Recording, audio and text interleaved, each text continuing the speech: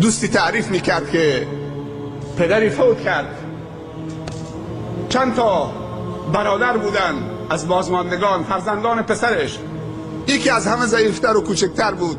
اونهایی که بزرگ بودن و قوی بودن یک تکه زمین تو دامنه کوه دادن به همون برادر ضعیفشون. همین بگیر بسته، خفه شو. ساکتش کردن و هر چیز زمینهای مرغوب بود خودشون گرفتن. اونم واگذار کرد، چون قدرتی نداشت از خودش دفاع بکنه، واگذار کرد به بالا، آهی کشید. زمان پیش رفت. بعد از مدتی کارشناس شرکت گاز آمد تو همون منطقه. اون دریل رو فرو کردن تو زمین. تا وارد زمین شد کارشناس گفت اینجا باید پارس جنوبی احداث بشود.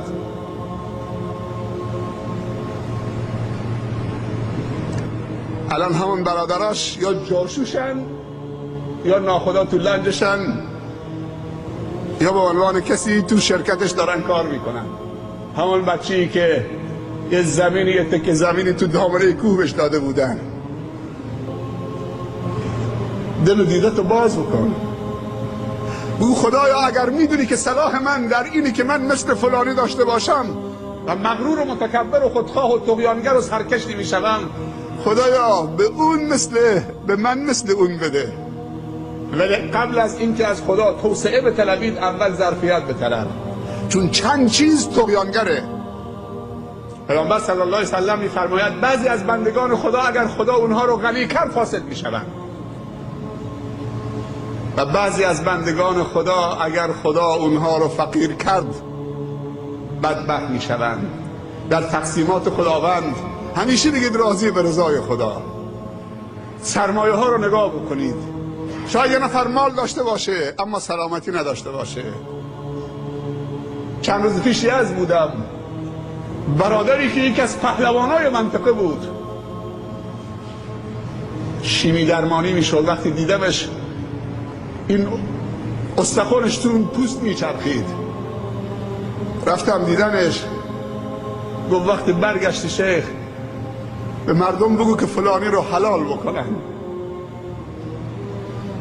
راضی به رضای خدا.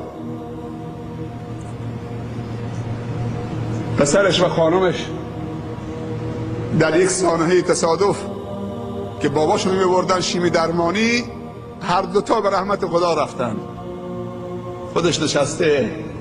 میدونه انسش چی بود؟ استخوان تو پوست میچرخید. میگفت که چشمش هم دیگه این حلقومش هم نمیتونست به گلوش زده بود. فقط انیسش یک تسبیح سفیدی بود که میگفت سبحان الله الحمدلله سبحان الله الحمدلله. دکمه سیرت باز نکن. بازود نشونه کسی میدی مشتت. دست خدا بالای همه دست هاست. با مال خدا مغرور نباش. از جاه و سلطانی که خدا به داده حاکمی شدید. ظلم نکن.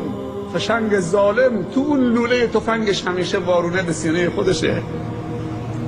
هیچ فشنگ ظالمی رو به مظلوم نیست.